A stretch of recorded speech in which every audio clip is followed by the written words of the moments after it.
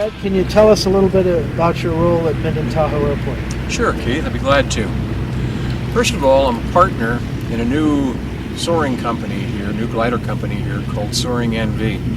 And our specialty is cross-country training. That is to say, people come here from all over the world specifically to learn how to fly a glider for extremely long distances. We fly down to Bishop and back, for example, on training flights. So it's not uncommon for people to do a 300-mile flight out and back to Minden, all on a glider, no engine. But in addition to that, I also am a member of the Airport Advisory Committee here. On that committee, I represent the gliding community. And what I'm trying to do there is I'm trying to keep gliding in front of the AAC. So when the AAC is considering various things, they're keeping in mind that gliders make up a large portion of the operations here at Minden Airport, and that our interests are important to what the airport's thinking about. And on top of that, I also was involved in the master planning process, which took place over the last 2 years here at Minden.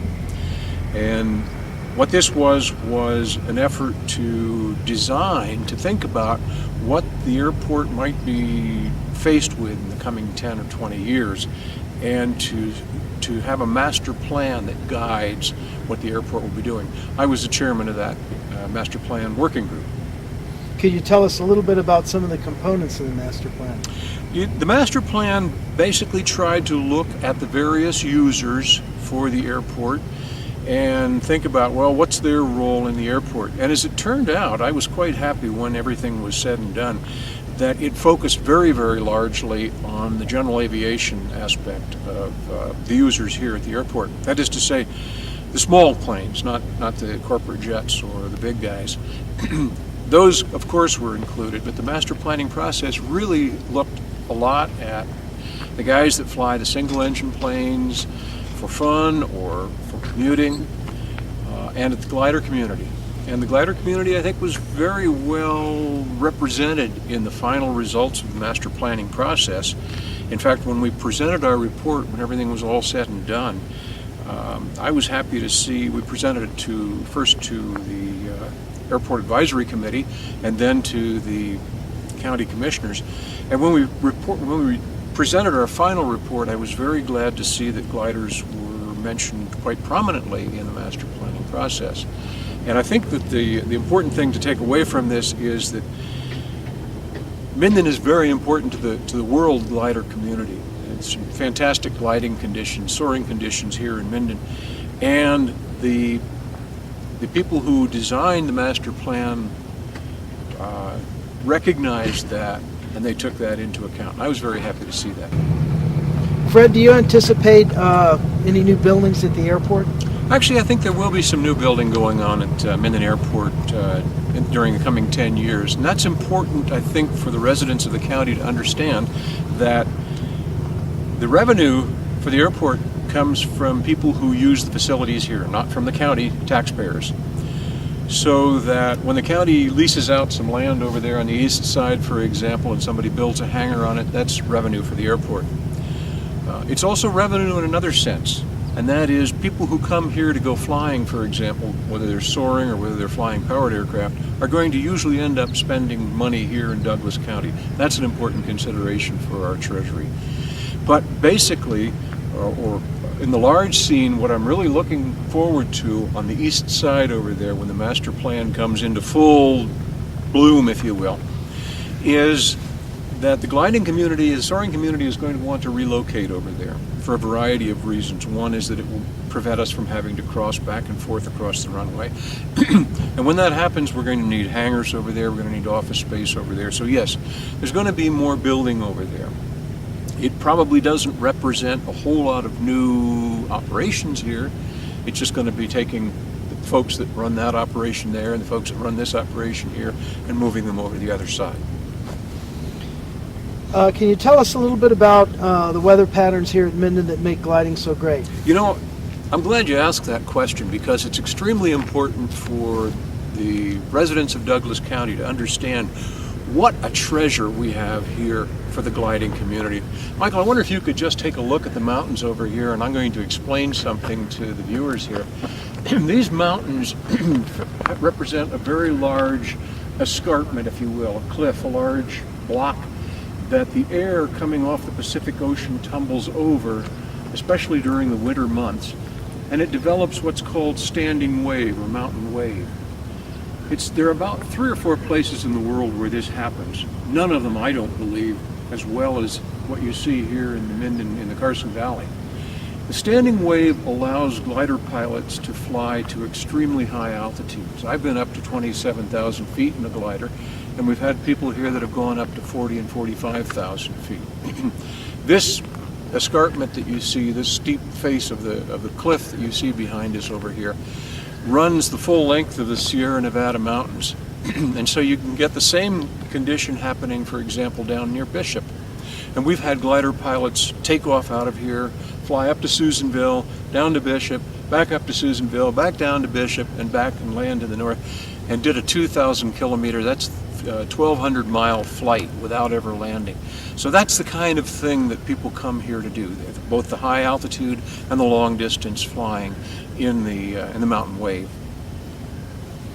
Could you tell us a little bit about your role on the AAC as a glider representative? Yes, basically what I want to do is the AAC represents a variety of different users.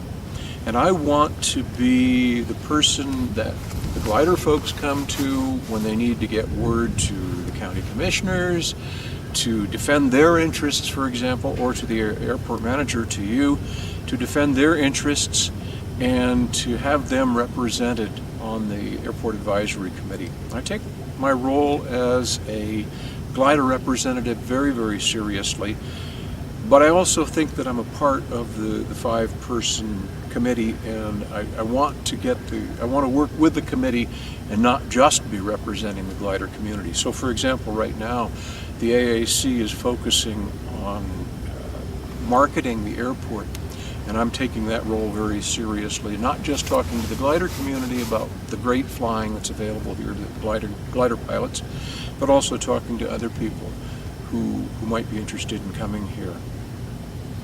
Do you see your role on the AAC as a sounding board for community issues with the airport as well? Another good question. I think a lot of people who live in Douglas County and who don't either work or fly in and out of the airport, I think they may not recognize that this airport is a valuable resource for the county, and the only time they may come into contact with the airport is when they have a gripe, a lot of noise, or somebody flew low over my house, or something like that. And okay, you got a gripe, you want somebody to listen to you, who can you go to? Well, you can come to us. You can come to the Airport Advisory Committee. We are a sounding board for you. We may be able to explain what it was that was a nuisance to you, or we may be able to put you in contact with Keith, the airport manager, or something like that. So yeah, we are your representatives too to the airport management and to the county commissioners. Come see us. Well, thank you, Fred. We appreciate you being here today. Keith, it was a pleasure.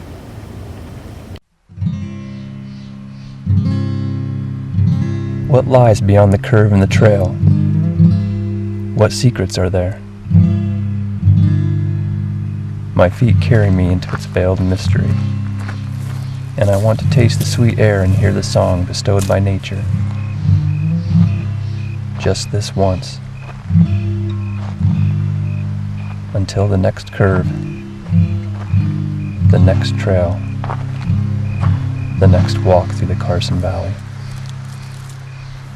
The Genoa Foothill Trail System will connect the Carson Valley with the Tahoe Rim Trail, providing a wonderful trail system near the oldest town in Nevada. This is just one of many projects the Carson Valley Trails Association is working on for our communities, but we cannot do it alone. Please contact us by visiting our website and find out about becoming a member or signing up to help build our community trails. We're looking forward to seeing you out in the most beautiful land Nevada has to offer. Hi, I'm Michael Smith for Nevada Trails.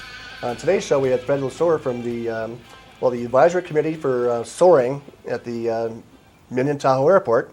And basically, Fred's going to tell us about what's going on for soaring in the airport. Okay, to be specific, I represent the soaring community to the Airport Advisory Committee. The Airport Advisory Committee, as we've already said elsewhere, is a group of people who tries to represent different constituencies, if you will, at the airport.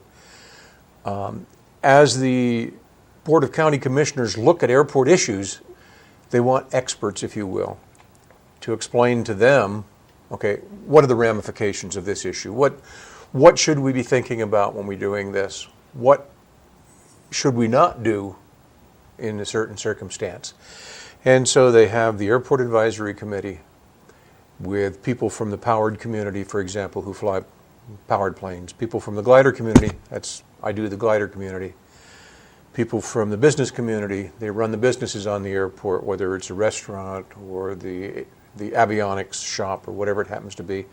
And then also the general public is represented on the Airport Advisory Committee. There is a person who represents, if you will, the general public. So if the neighbors have a question, or if they have an interest that they want to bring up to the Board of County Commissioners about the airport, then the way they would normally field that interest to the Board of County Commissioners would be to go to the community representative for the Airport Advisory Committee, talk to that person and say, look, this is what we would like you to bring to the Airport Advisory Committee, so in turn the Airport Advisory Committee can bring this before the Board of County Commissioners with their best advice. This is a good idea, this is a bad idea, no, we shouldn't touch this, whatever, that kind of thing, or what the budgetary ramifications of it are, for example. Well, now, we're not, excuse me just a second, I want to make sure that your viewers understand that the Airport Advisory Committee does not manage the airport. The airport is actually managed by an airport administrator. And the Airport Advisory Committee really just sort of, if you will, whispers in the ear of the airport manager and of the Board of County Commissioners and says, this is what we'd like you to be thinking about, or this is what you need to watch out for because it's not a good idea, or it's a good idea, or whatever that happens to be. Well, Keith Coleman's a heck of an airport manager. He's He one is of the nicest indeed. men I've met in a long time. He took the job on just less than a year ago. Yeah. And the airport itself is, I've seen some of the meetings where the people are very emotional about that airport and scrapping about all kinds of things. And when I was out there looking at the airport and studying it, I didn't think it had any problems for some growth in the future, and I couldn't figure out what the commotion was all about. And then when I was with the parachute people, we did a show on parachuting, and we did a show on soaring with your company. I still thought there was plenty of room for growing in the soaring community as well. Right now, I believe is there 3 companies or more than that? Oh, there's about 5 right 5? now, yeah. I'm looking at the phone book, I guess. Yeah. And so in your mind, you wouldn't mind more competition to get more soaring to the area, I bet. I would, in fact, one of the things, one of the goals that my partner and I set ourselves was to bring in more soaring business, partly for ourselves, bring it to our own company, yes, for sure, but also just to get more soaring pilots there. There was a time, only 15 years ago, when at any one time in the summer, during the summer, you would have found 75 to 100 sailplanes taking off and landing at Minden Airport because it is such a fabulous place to be soaring. Oh, it's fantastic. And you said in the piece we did before this interview that it's one of the best areas in the world because of the mountain designs. There's some thermals. You have that range of mountains just to the west of us, the Carson Escarpment, and if you look at that, it's just a very, very steep drop right down the face of it. And what happens is when you get a high wind coming from the Pacific Ocean across California and dropping over that, it bounces back up and it climbs quite high. Well, if you get in the portion of that wind that's going up, then you're able to take a sailplane to extremely high altitudes. In other words, the tow plane may actually take the glider up to, let's say, 9,000 feet above sea level, but then if it gets into that wave, what we call the mountain wave or the standing wave, which is that portion of the air that's going up very, very quickly, the glider is able to climb to maybe 25, 30, 35,000 feet above sea level. So it's going to go up 15,000 feet or more above where it released from the tow plane. And this wave condition particularly works very well in January, February, and March during the winter months. And then in the summer months, we get very good thermal activity. Now, the thermal activity is when the sun heats a patch of ground, and that patch of ground in turn heats the air above it, and then the air will bubble off. And if you can find those bubbles of rising air with a sailplane and stay in them and just circle up, up, up, you're able to get up to, well, typically we'd get up to 15,000, 16,000 feet above sea level, starting at 9,000, say, above sea level. So you're able to climb 5,000, 6,000, 7,000 feet above where you began your climb. And if you get high enough, then of course you can go on to another thermal 10, 20 miles away. And people routinely, in the summer months, routinely fly out of Minden to Bishop and back, 165 miles, or even further than that.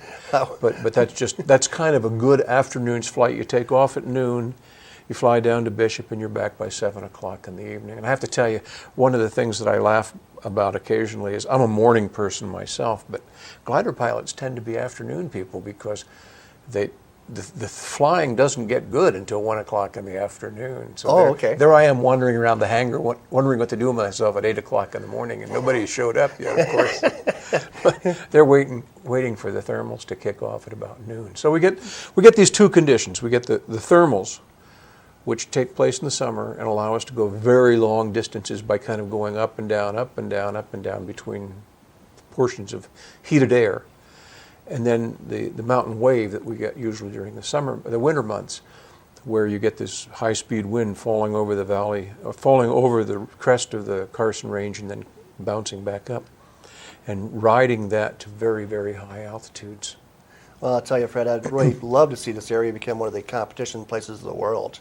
I've seen some footage of a New Zealand competition. Oh, yeah. We bring a lot of people to this region. Yeah. I don't know if it's possible. Is that something we can... well, it is, and I'd like to see it happen. I really would. My partner and I flew in New Zealand last year, just went down to see what it was like to be flying there in the winter months, which is their summer. So they get that thermal activity. And we went down to fly with them just to see what the conditions were like. And I'll be very honest with you, I don't think the conditions were as good as what we have in Minden. But they have somebody who runs the program down there who has just been very good about getting out to the public and saying, this is the place to fly. And of course, it's also very convenient that you can go there and fly during our winter. So a lot of glider pilots in the United States who are sitting around in December, January, February saying, where can I go? I've got to go get my fix, my soaring fix. Well, they end up going to Australia or New Zealand because that's about the only place left in the world where you can get some good soaring in when we're sitting around the fireplace trying to stay warm. Well, I'll tell you, sir, we're going to go on to the next segment with Brad Spires to talk about the park part of your power community part of your airport. But I tell you, after meeting Jeffrey and Lori and yourself, I'm really a pro soaring fan, and I thank you for being on Nevada Trails. Well, I'm very glad to hear that, and I'd like to invite all of your viewers to come give us a try. If you want to take a ride, we can do that. If you want to learn how to fly a glider, we can do that too. So look for Soaring NV. Come see us. Thank you.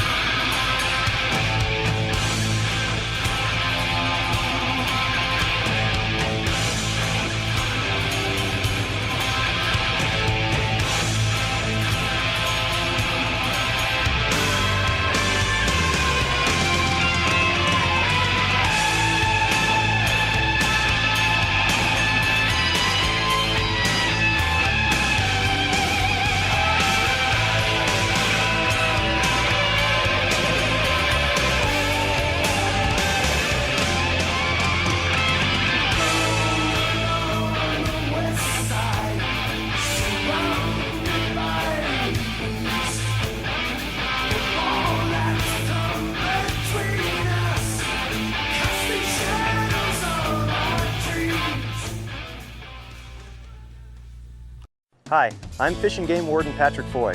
Boaters at Lake Tahoe should expect watercraft inspections at all launch sites around the lake. These inspections are designed to prevent the destructive spread of zebra and quagga mussels as well as other aquatic invasive species. If brought into Lake Tahoe, invasive species will damage boats and the pristine waters and be impossible to remove. Remember to clean, drain, and dry your boat every time before entering a new body of water. Clean boats stop aquatic hitchhikers.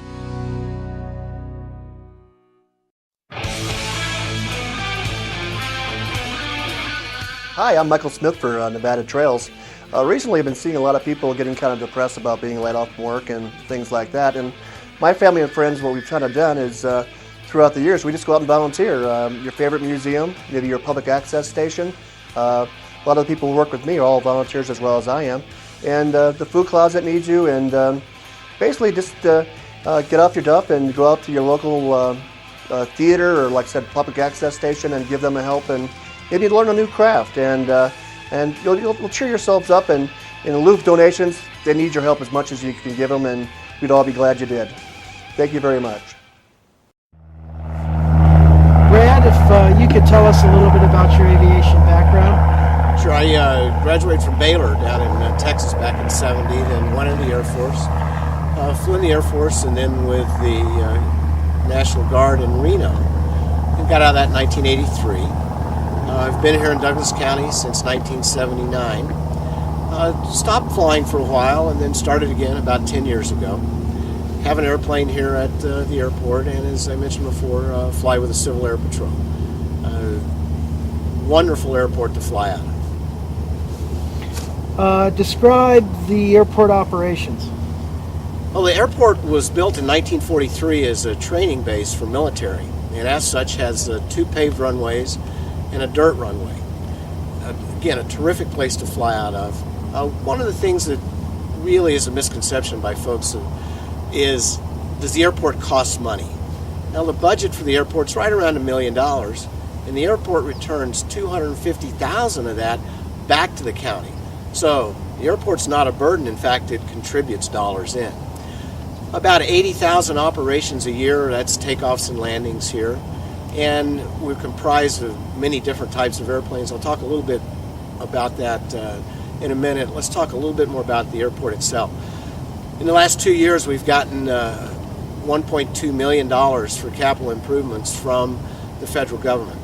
The feds tell us how to run the airport, what the rules are that we must follow through their federal aviation guidelines, and as such we maintain it to their standards and we fly as they would have us fly. Currently on the airport there's about 320 airplanes that are here full-time. What position do you hold on the AAC? You did that already. You did that at the start. Oh, okay. Let's go ahead and pause. Brad, could you tell us a little bit about your position on the AAC? The AAC is the Airport Advisory Committee that's appointed by the Board of County Commissioners. We're a pretty diverse group. We have power, glider, community, business representatives, at-large representatives, and our charter is to interface with the airport operations and be the go-between with the operations and with the Board of County Commissioners. The last year we've been working on a marketing plan for the airport. We spent monthly meetings and a lot of time going over that, and we think we're about ready to come forward with a marketing plan. We do deal with issues as assigned by the Board of County Commissioners. We're not really an operations group. That's what the airport manager is paid to do, and that's his purview. We're there as a sounding board, and we're here for community members to talk to about any issues that they may have regarding the airport. Brad, can you cover some of the major aviation activities at the airport in terms of groups like CAP, Sierra Front? The airport is truly unique in that we've got just about one of everything here. We have from ultralights to gliders to small aircraft to turboprop to jet aircraft. All of them work together well. It is a non-towered airport, so it's kind of a unique challenge for the airport operations manager for us to all fly together safely. The mix of airport usage is Brad, could you cover some of the major aviation activities at the airport? It's really a unique airport. We've got one of everything here. We go from ultralights to gliders to small aircraft to turbo-powered aircraft to light jets. It really has a great mix here, and we all work in concert. Not a tower here, so we have to really pay attention to what we're doing, and we get really, really good results and pretty safe operation. The mix right now is about 60-40 powered operations to glider operations.